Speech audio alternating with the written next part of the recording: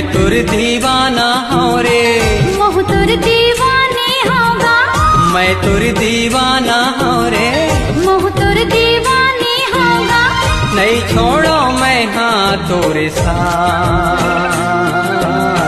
जन छोड़ बे माया के गान।